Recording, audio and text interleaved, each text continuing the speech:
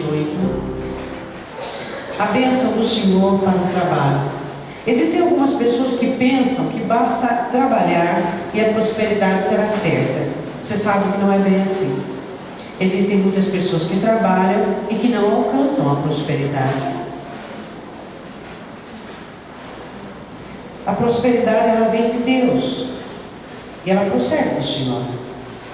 Em Deuteronômio 28, você analisa e observa uma aliança de Deus, que depende para aqueles que têm amado, para aqueles que têm se submetido às ordenanças e aos mandamentos, o comprometimento do céu em abençoar os seus. Deuteronômio capítulo 28, versículo de número 1. E será que se ouvires a voz do Senhor teu Deus, tendo cuidado de guardar todos os seus mandamentos que eu hoje te ordeno, o Senhor teu Deus se exaltará sobre todas as nações da terra, e todas estas bênçãos virão sobre ti e te alcançarão, quando ouvires a voz do Senhor teu Deus. Bendito serás na cidade, bendito serás no campo, bendito o fruto do teu ventre e o fruto da tua terra, o fruto dos teus animais e as crias das tuas vacas e das tuas ovelhas. Bendito o teu cesto, bendita a tua amassadeira. Bendito serás ao entrares e bendito serás ao saíres. O Senhor entregará feridos diante de ti, e os teus inimigos que se levantarem contra ti por um caminho, eles sairão contra ti, mas por 7 caminhos fugirão da tua presença. O Senhor mandará que a bênção esteja contigo nos teus celeiros, e em tudo que puseres a tua mão. Olha a bênção no teu trabalho. A bênção sobre as tuas mãos e sobre aquilo que você toca. E te abençoará na terra que te der o Senhor teu Deus. O Senhor te confirmará para si como povo santo, como te tem jurado, quando guardares os mandamentos do Senhor teu Deus e andares nos seus caminhos. E todos os povos da terra verão que é invocado sobre ti o nome do Senhor, e terão temor de ti. Podemos assentar abrindo comigo a sua Bíblia em Gênesis capítulo 31. Precisamos aprender a prosperar, e existem muitas pessoas na Bíblia que poderiam nos ensinar isso. A prosperidade de Deus é a prosperidade de você não ter falta de nada. Hoje nós vamos meditar na vida de uma pessoa que conheceu muito de perto a prosperidade. Eu quero falar de Jacó. Jacó, ele teve uma situação muito dificultosa na vida dele. Eu quero dizer de antemão que os seus problemas da alma, eles influenciam diretamente na sua prosperidade. Se você é alguém que tem problemas que sejam ligados a embaraços, estes problemas irão limitar a sua prosperidade. Existem pessoas que são mais fáceis de prosperar do que outras, por conta dos embaraços mantidos na alma. Quanto menos embaraço você tiver que esteja relacionado com a prosperidade, mais facilidade você tem para prosperar. Às vezes você tem embaraços relacionados à prosperidade, mas não tem para as outras áreas. Então você precisa entender quais são esses embaraços relacionados à prosperidade. Você vai observar alguns aqui. Alguns que Jacó aprendeu a não praticar. Jacó era um rapazinho no ventre muito forte. Porque Deus, o próprio Deus, testemunha sobre isso. Só que a rejeição trouxe para ele algumas situações que implicaram na sua força. No ventre, Jacó lutou para nascer primeiro, não conseguiu. Mas quando ele sofre a rejeição do pai, que na época a figura paterna era uma figura demasiadamente importante na aprovação. Quando ele sofre rejeição por conta do irmão ser preferido, a força dele é inibida e ele se torna alguém sujeito às circunstâncias. Você precisa tomar muito cuidado com a rejeição, com os traumas, com as dores, porque elas vão inibir a sua força e, consequentemente, te fará uma pessoa apta a embaraços. Você precisa aprender a lidar com a rejeição, aprender a lidar com as dores, para que elas não atrapalhem a sua prosperidade. Nós não vamos falar disso. Nós vamos falar de 10 passos que esse rapaz aprendeu para prosperar. Gênesis 31, você abriu? Diga assim comigo. Primeiro mandamento para quem quer prosperar: nascimento de adversários. Você não quer ter adversários, não prospera. Você não quer ter adversários, você quer estar bem com todo mundo, você quer ter amizade com todo mundo, você quer agradar todo mundo, continue pobre, muito pobre, reclamando da sua vida. A partir do momento que você resolve prosperar em qualquer área da sua vida, você consequentemente irá gerar adversários. Pessoas que terão por você inveja, pessoas que olharão para você e questionarão a sua prosperidade. Uma coisa interessante que eu tenho aprendido, e eu acredito que você também, você que tem uma boa consciência e é uma pessoa dedicada à sua vida, nem sempre você terá um bom nome na boca dos invejosos. Mas existem pessoas que precisam ter um bom nome na boca de todos. Sabe quais são as pessoas das quais você precisa ter um bom nome? As pessoas que são fiéis a Deus. De onde é a fonte que está vindo esse comentário? Quem é que está dizendo isso de mim? É isso que você tem que indagar. Agora você dá valor a tudo que se comenta de você? Pessoas que têm boas consciências, pessoas que têm certezas, que têm afinco, que são fiéis, algumas outras não gostarão dela. Só que tem crente que ele sente uma necessidade extrema de ser aprovado por todo mundo. Você tem que tirar isso da sua vida. Você tem que abolir isso da sua vida.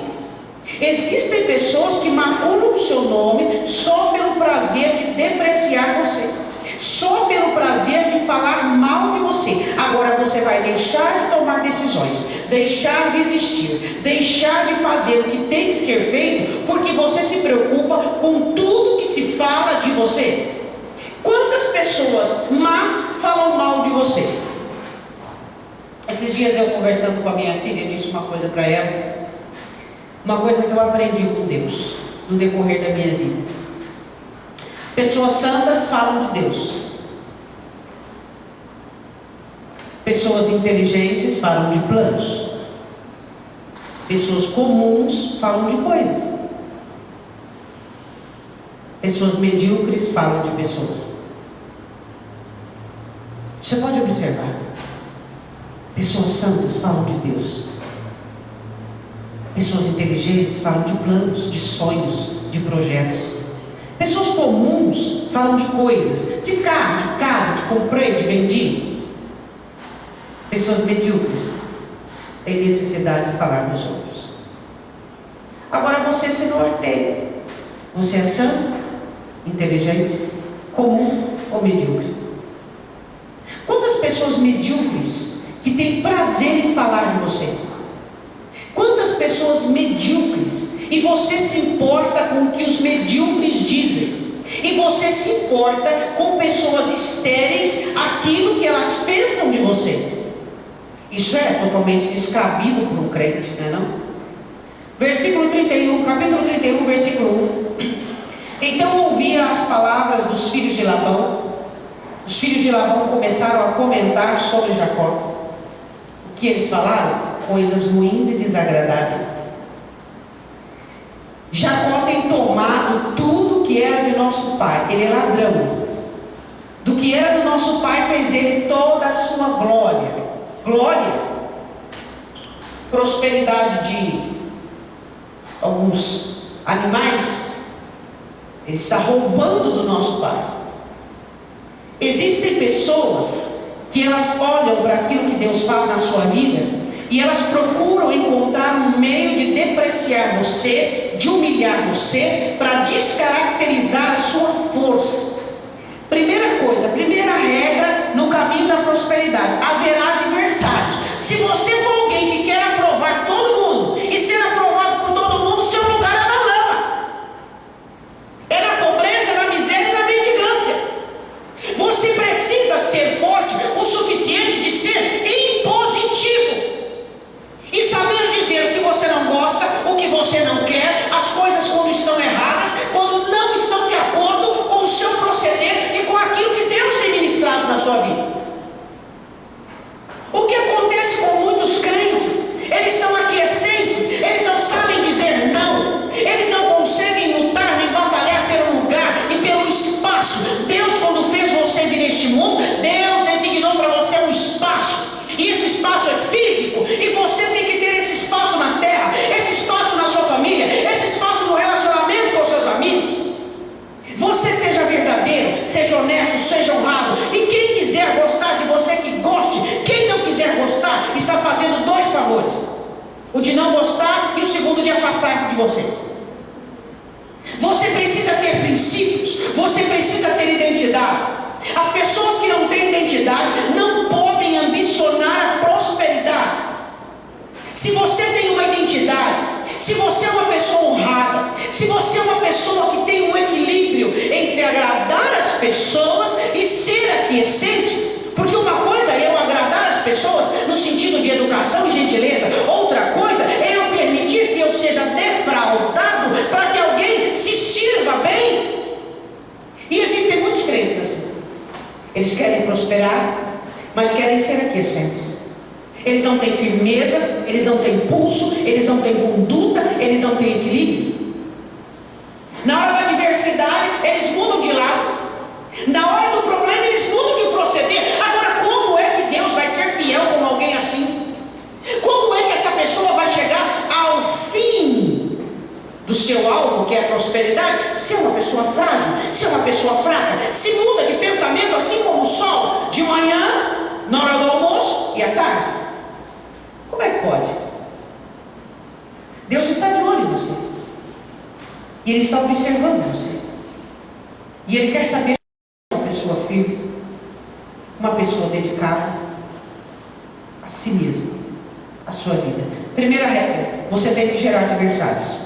Segunda regra, versículo 2: viu também Jacó o rosto de Labão, eis que não era para com ele como anteriormente.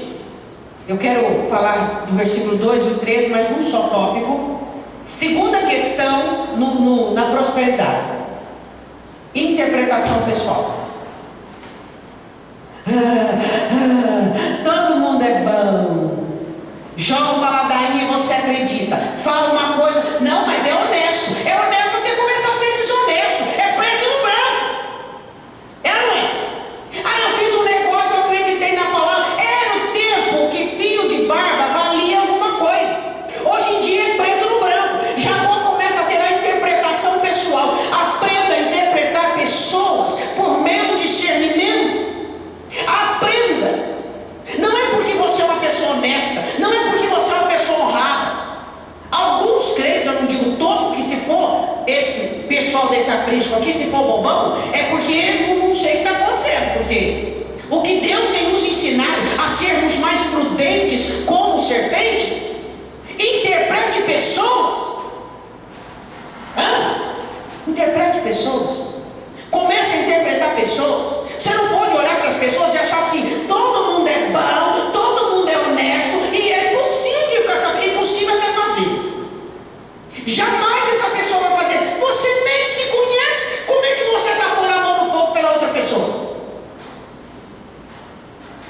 Jacó começa a perceber a face de Labão, e ele começa a interpretar pessoas, interpretar gente. Aprenda a interpretar gente. Aprenda a conviver com gente. Não fique acreditando naquilo que a boca da pessoa diz. Receba do Espírito Santo o discernimento sobre aquela pessoa. Aprenda isso. Senão você vai apanhar muito para depois aprender. Todo mundo é bom, todo mundo é honesto, todo mundo é gracinha. essa pessoa é uma gracinha. Aprenda a interpretar, aprenda a analisar o que aquela pessoa está querendo com você, quais são os interesses dela. Ninguém se aproxima de você sem nenhum interesse.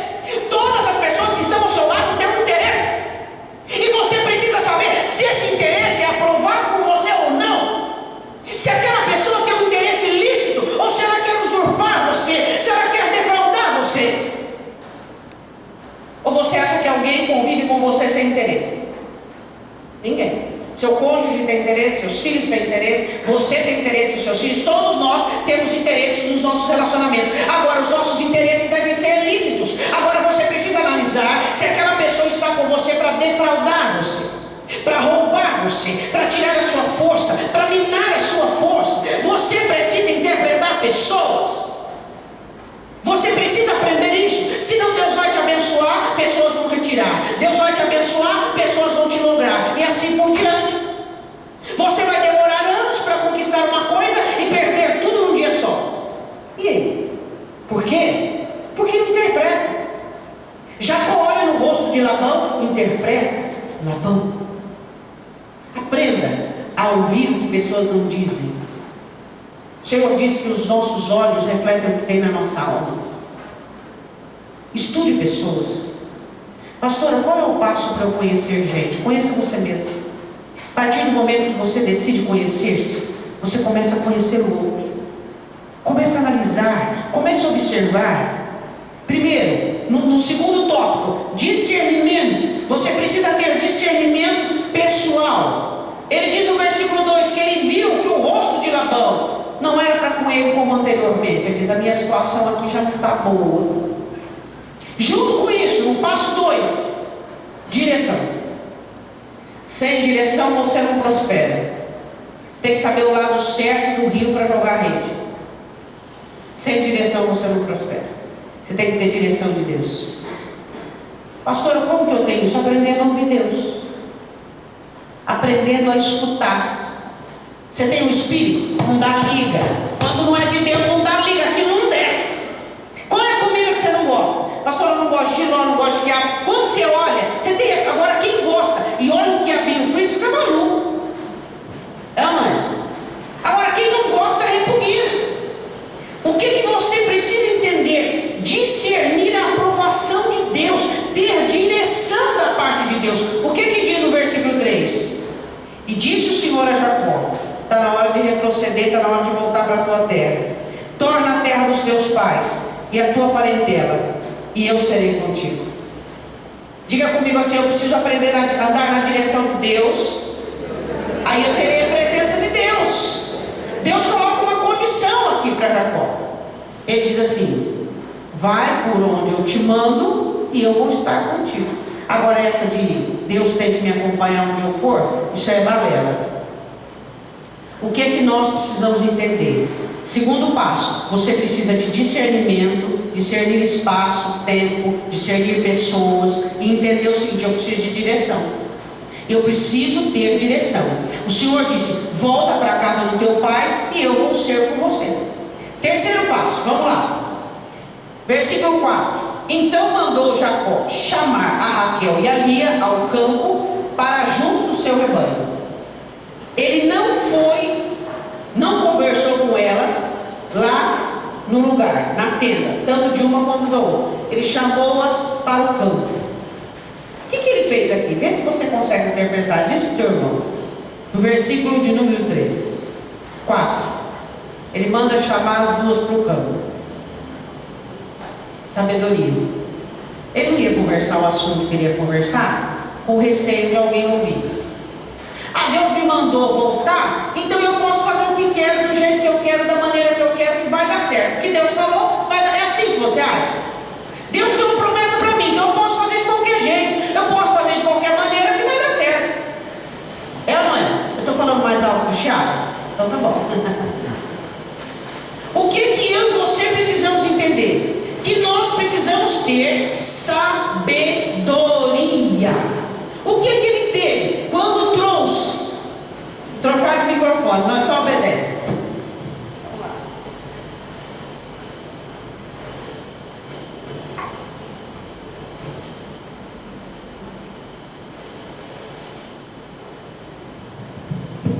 trocado. O que é que ele fez? Ele chamou as meninas para o campo para ter uma conversa com elas. Porque ele não queria que ninguém ouvisse. Você tem promessa, só que você tem que unir a sua promessa à sabedoria. Versículo abaixo, isso no mesmo tema, sabedoria, versículo de número 5. E ele disse para ela, olha o assunto que ele foi conversar. Vejo que o rosto do vosso pai não é para comigo como anteriormente, porém o Deus de meu pai tem estado comigo. Diga sabedoria e certezas. Fala assim para o seu irmão, a única certeza que você precisa. Aí diz para ele qual é. A certeza de Jacó. Eu e você não podemos viver sem essa certeza. É ou não? Qual é a certeza que nós precisamos? O rosto do seu pai não é para comer. Mas quando tem uns trovão, vai. Ou só prometeu chuva, né? Ele viu que algo não ia bem, só que ele tinha uma certeza. Qual era a certeza que ele tinha? Se tirar essa certeza de você, você cai. Se tirar essa certeza de mim, eu caio. Eu só preciso de uma certeza na minha vida: que Deus está comigo. Só. Não importa o vale, não importa o deserto, não importa a circunstância, não importa a situação. A certeza que você precisa não é que você esteja bem ou que todo mundo está bem, mas é que Deus está com você. Ele disse, chama as meninas para o campo e conversa com elas. Qual é o assunto que ele disse? Ele diz o seguinte, olha, o rosto do seu pai não está bem para comigo, do pai de vocês, só que Deus está comigo. Não importa quem está de mal de você, não importa quem não quer saber de você, o que importa é que Deus está contigo. Nós precisamos ser menos frágeis até conseguirmos ser fortes. Agora você quer agradar todo mundo? Você quer que todos estejam bem, de risos e abraços para contigo? O que é que havia posto Labão contra Jacó? A prosperidade dele. Enquanto ele era pobre, enquanto ele era servo, enquanto ele era subserviente, estava ótimo para Labão. Labão tratava bem, Labão dava tudo de melhor para ele. Quando Jacó começa a existir, quando Deus começa a prosperar Jacó, o que acontece? Jacó começa a enfrentar adversidades humanas. Existem pessoas que são tão frágeis que elas não conseguem dormir se alguém está desagradado com ela. Você é doente. Que você quer agradar todo mundo? Você quer que todo mundo esteja de beijos e abraços com você? Não. Você precisa aprender a resistir, a se impor, a ser fiel às verdades, ser fiel àquilo que você crê, mesmo que isso venha trazer algum desabor, algum transtorno humano. Ele olha e entende, ele diz, mas escuta, que culpa eu tenho se Deus me prosperou? Ele tinha consciência absoluta que Deus o havia prosperado e que isso havia gerado o quê? Adversidades humanas, inveja, ciúmes, contratempo. Só que ele diz assim, na disciplina de sabedoria e certezas, seu pai não está bem comigo, só que Deus está comigo. É o que eu preciso. Às vezes você se vende por um agrado, por um carinho, por um afeto, por uma aprovação. E você desagrada o teu Deus. Porque você tem que ser firme aos seus princípios, firme naquilo que você crê, firme naquilo que você tem recebido. Versículo 6. Eu queria que antes de você ler esse versículo, você olhasse para as suas mãos e você respondesse uma pergunta. Eu tenho feito aquilo que eu tenho que fazer? O que é que você está deixando para trás no seu trabalho? Sobre questão de esforço. Você está fazendo o seu melhor? O seu melhor? A palavra do Senhor diz que nós temos que servir aos nossos senhores, ou seja, trabalhar como se estivéssemos servindo a Deus. O patrão não está olhando. O patrão não está olhando, mas seu patrão é Deus. Seu patrão é Deus. Sabe por que Jacó Jacó tinha certeza que Deus estava com ele, por muitas razões. Uma delas, porque Jacó era fiel a tudo que Deus punha na mão dele. Seja fiel a tudo que Deus põe na sua mão. Não seja ingrato, não seja murmurador, não faça com displicência, não faça de qualquer maneira. Não faça de uma maneira em que você se envergonhe e não tenha condições de orar pedindo a Deus: Deus, prospera o trabalho da minha mão. Mas você fiel naquilo que você faz o seu melhor como servindo ao Senhor e não aos homens. Meu patrão não merece, seu patrão é Deus. Seu patrão é Deus.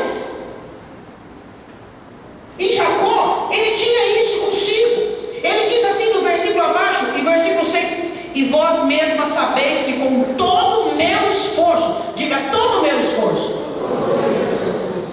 Mas hoje eu não vou fazer um corpo mole, porque o dia está meio morto. Não, quem está morto é você. O dia está bem vivo. O dia está bem vivo. Você está morto, está com preguiça, quer enrolar o patrão. É o que acontece com muitos. E esses buscam prosperidade de que maneira? De que maneira eles vão orar dizendo: Senhor, olha para o meu esforço, olha para a minha dedicação, honra o meu trabalho. Faz de qualquer maneira. O seu patrão é Deus. É a Ele que você honra quando você faz bem feito.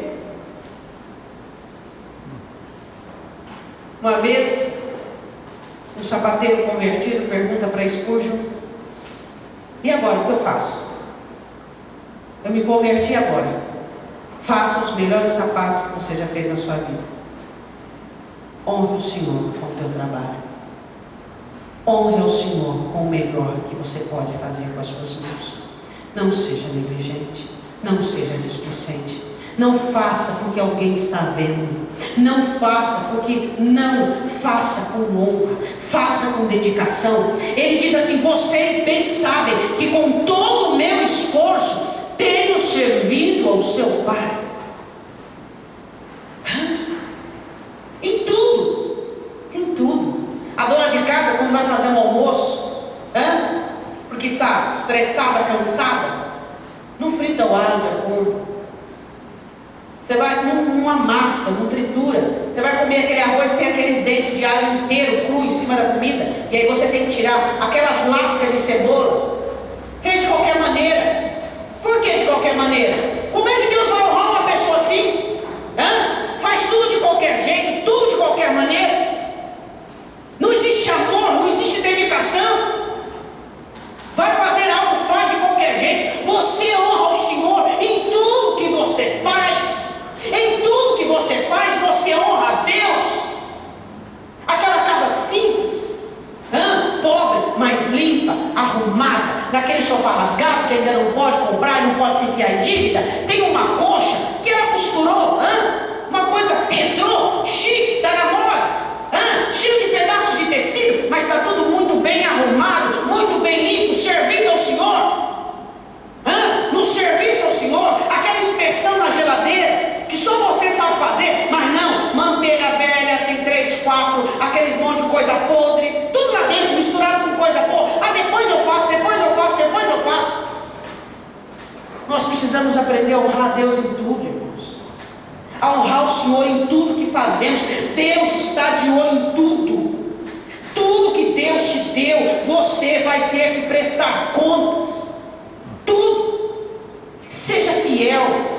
Jacó olha para as esposas e diz: vocês são testemunha do meu esforço, de como eu servi o pai de vocês, com fidelidade, com afinco, com honra. Faz tudo bem feito, faz o seu melhor, o melhor que você pode, não porque alguém está olhando, não porque você quer reconhecimento, mas porque Deus está olhando o trabalho das suas mãos.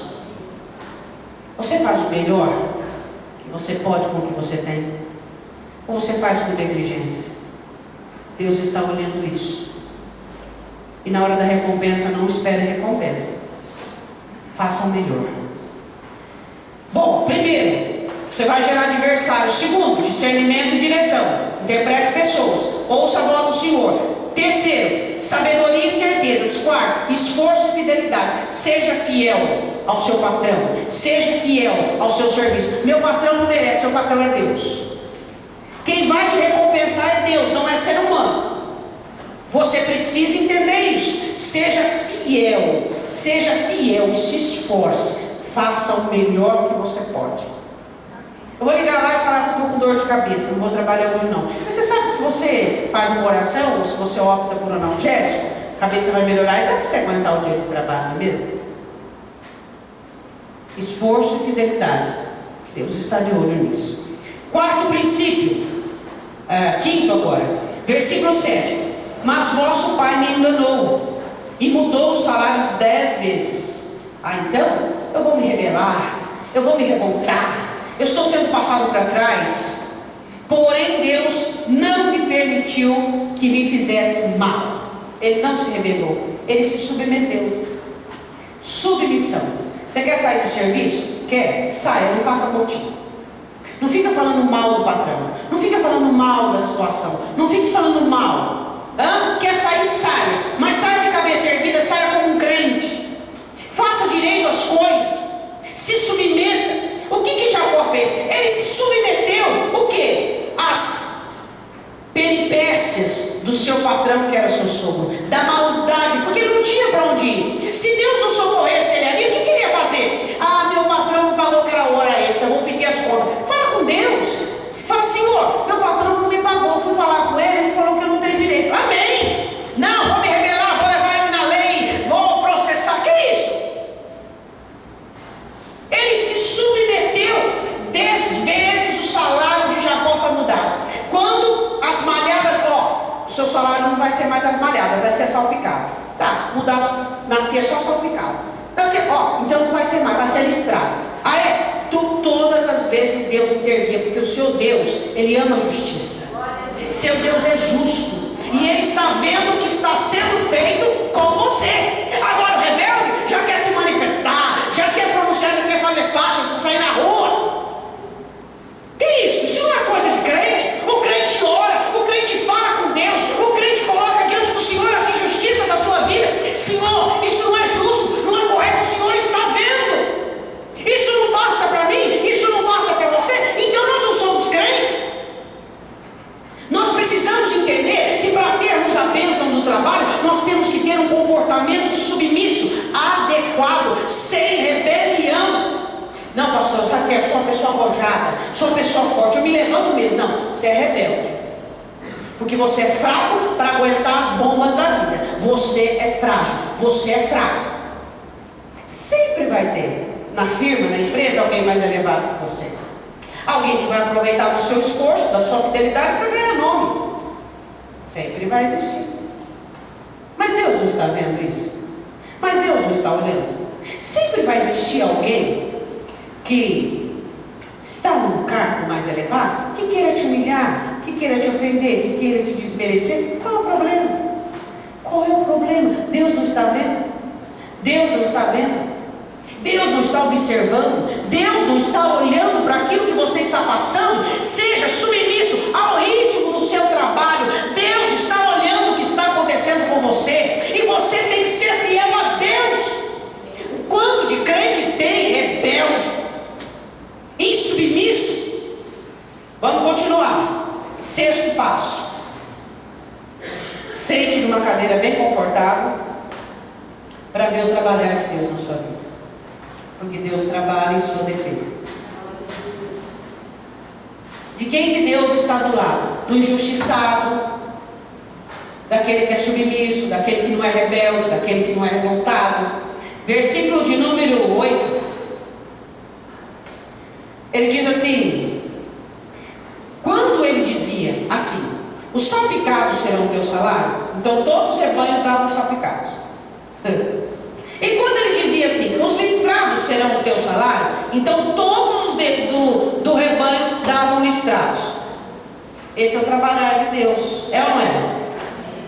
Deus faz justiça. Olha o que ele diz no versículo 42: Se o Deus de meu pai, o Deus de Abraão e o temor de Isaque não fora comigo, por certo me despedirias agora vazio. Deus atendeu a minha aflição e ao trabalho das minhas mãos, repreendeu-te obviamente. Jacó testemunha o trabalhar do sobrenatural é comigo, sobrenatural é com Deus. Diga isso para você mesmo, diga o natural é comigo, sobrenatural é com Deus. Ele fez o natural, ele tinha fidelidade, submissão, orava, colocava diante do Senhor. O sobrenatural era com quem? Era com Deus. Deus interveio e fazia com que todos os que nascessem do rebanho fossem segundo o que Labão determinara. Era estrado, nascia tudo listrado, é salpicado, nascia tudo salpicado. Isso é sorte. Sabe a sorte que os ímpios dizem por aí? Então, a sorte é bíblica. E a sorte é a aprovação de Deus. É a sorte. Você chega e acontece. Está seco, você chegou, a nuvem de chuva chegou junto. Você precisa que esteja seco. Estava chovendo. A hora que você chega, a nuvem de chuva vai embora. É sorte. Qual é o nome da tua sorte? Jesus. Ele é o nome da sua sorte.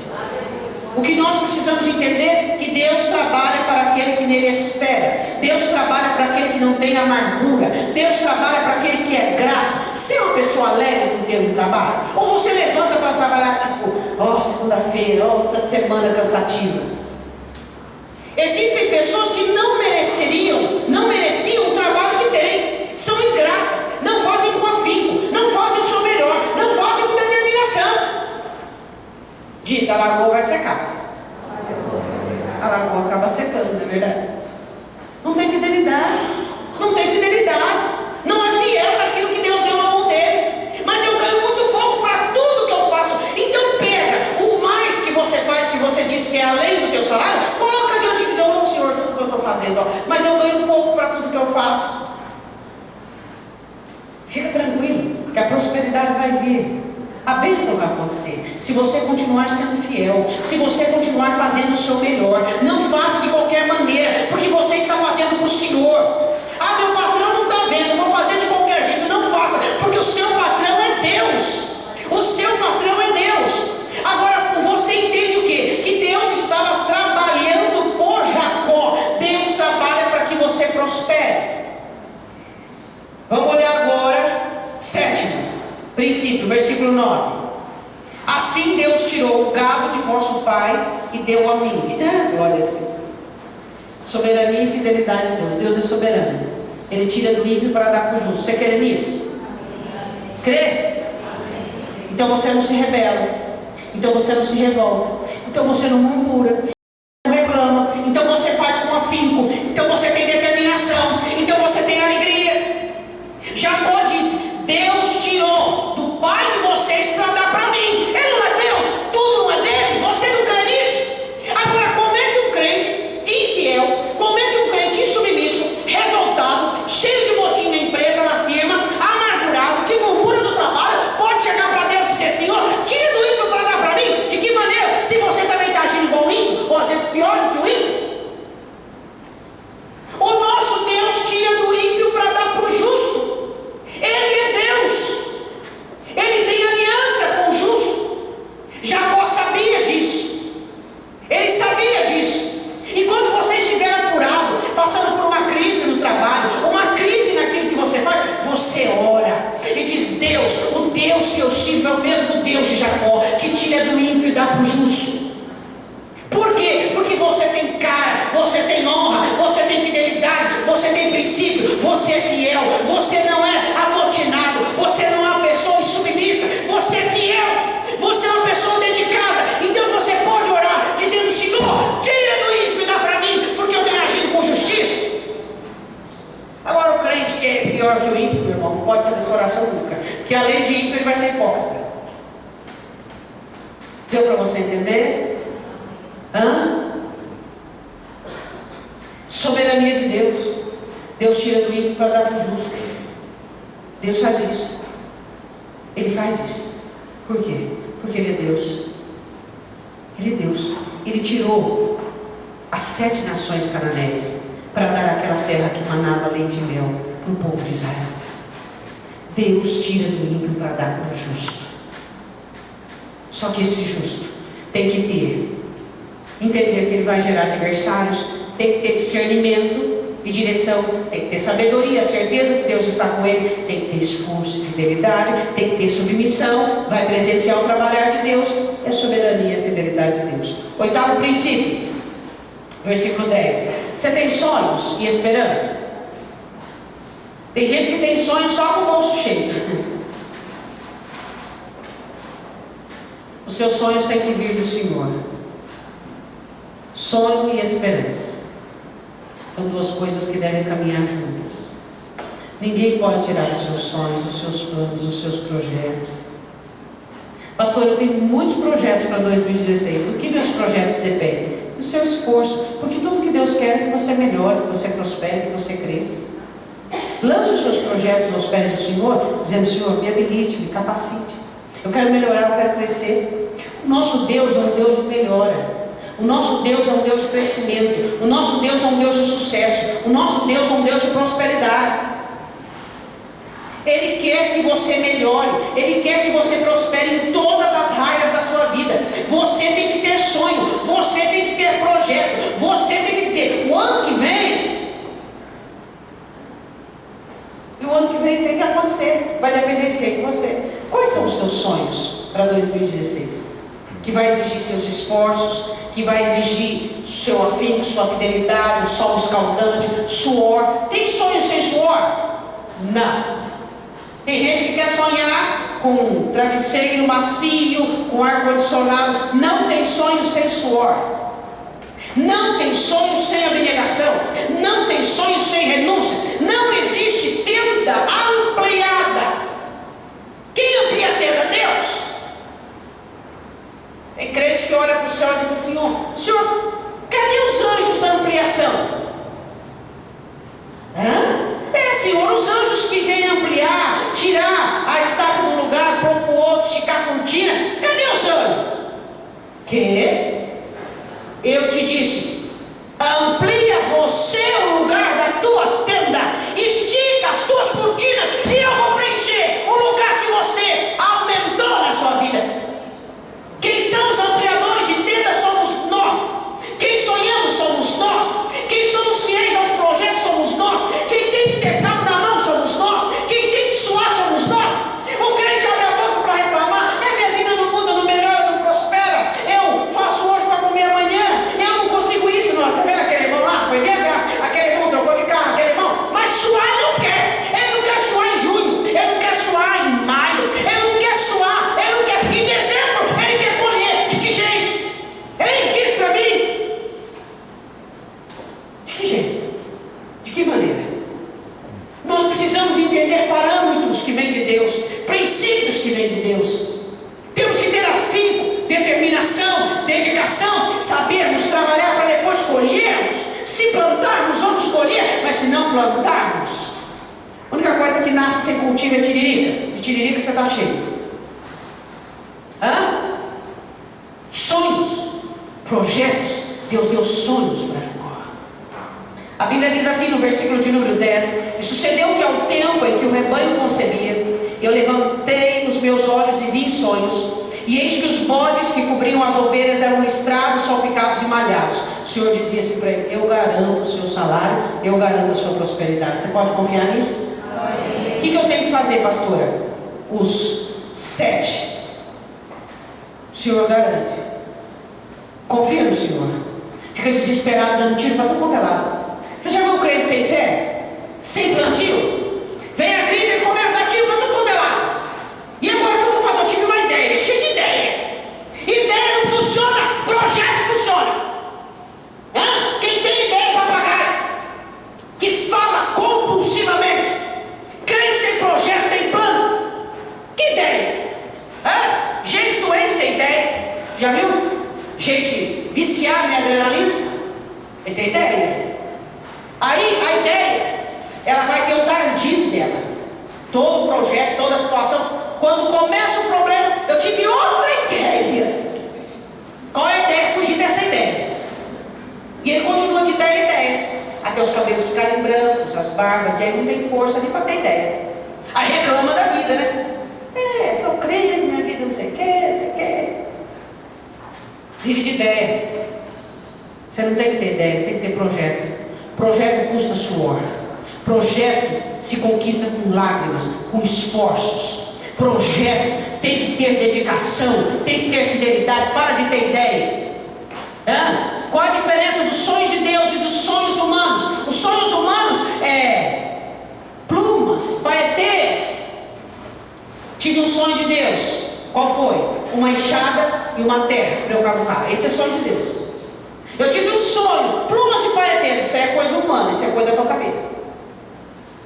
Ele diz assim: eu sonhei, e disse-me o anjo de Deus em sonhos a Jacó. E ele disse: eis-me aqui, sonhos de Deus.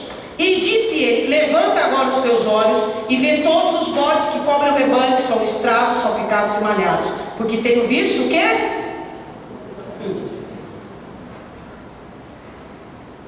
Deus gosta do que vê. Pergunta para o seu irmão: Deus gosta do que vê? Gosta do que vê? É preguiceira. Deus gosta do que vê? Aquele desespero, dando tiro para tudo quanto é lado. Deus gosta do que vê? O Senhor diz: eu tenho visto o que você tem sofrido, eu tenho visto o que Labão fez com você, eu tenho visto sua fidelidade, seu discernimento, seu afinco, seu esforço, seu trabalho. Eu tenho visto o que as pessoas têm feito contigo. Eu tenho visto. E eu agi.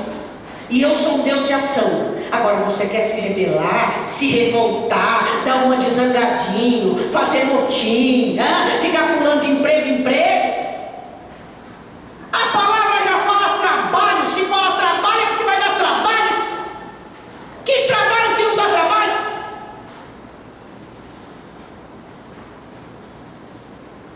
Hein? Que trabalho que não tem contratempo? Que trabalho que não tem crise? Que trabalho que não tem uma situação difícil? Se não é uma crise financeira, é crise com funcionário. Se não é com funcionário, é com patrão. Bem-vindo ao mundo. Você não está no oásis, você está no mundo.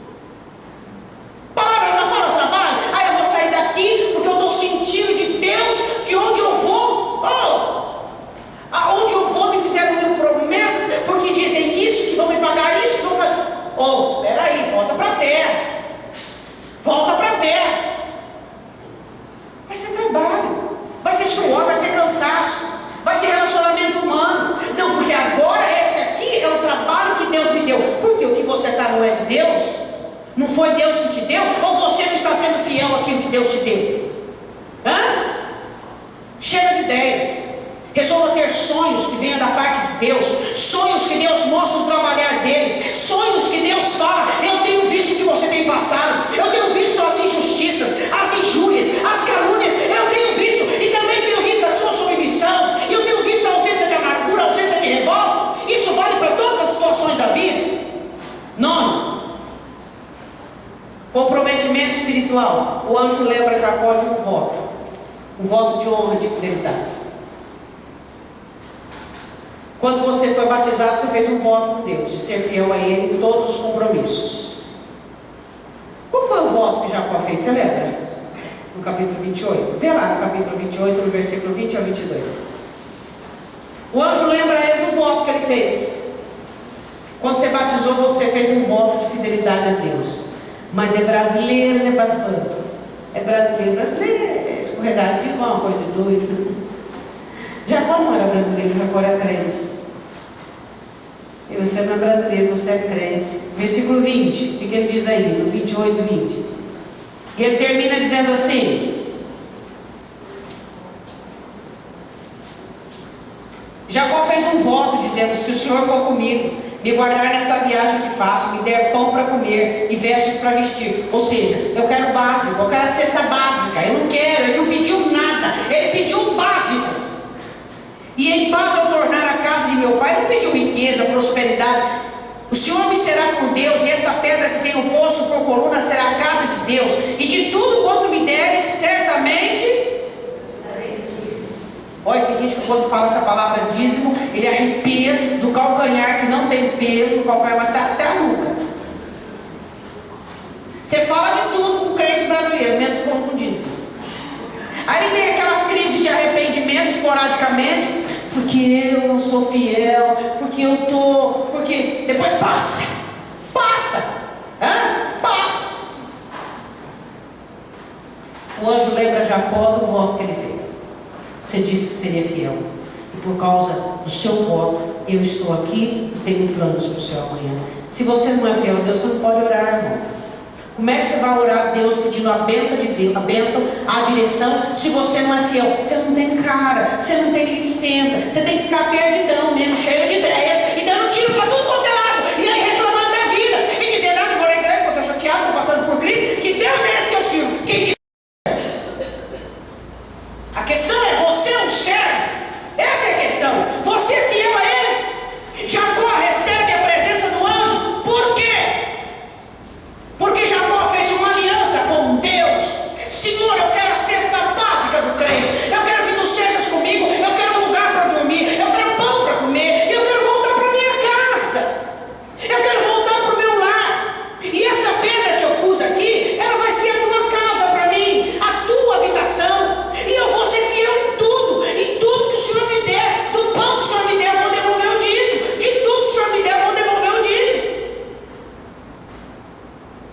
Você não é dizimista por quê? Porque você é infiel.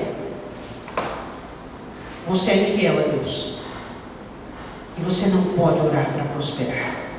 E você não pode orar para ser abençoado. E você tem que aceitar as crises com cheios de ideias, cheios de amargura, cheio de ressentimento, cheio de tristeza, porque você não é fiel. Os fiéis chegam diante de Deus e dizem, Senhor, tu tens visto, e eu estou aqui diante do Senhor, fazei prova de mim nisto que é nesta área de fidelidade. Quem está contente agora? Os fiéis. Quem está torcendo, dizendo, falta o décimo, pula para lá, vai embora, pastora, já é 20 para as 10. Os que não são dizimistas. Muda de assunto. Esse assunto é pendente seu com Deus. A obra do Senhor sobrevive sem seu dízimo. Você continua no ar-condicionado dos dizimistas, que eles pagam. Você continua sentado no banco. Você continua com a igreja limpa, que os dizimistas pagam a limpeza. Você vai continuar. Agora, eu não te garanto que você vai entrar na sua Jerusalém, porque não é lugar de maldito, correto? Aqui você pode frequentar e vir desfrutar, porque o reino de Deus é assim. Agora, na Jerusalém, aí o assunto é com ele. O assunto é com ele.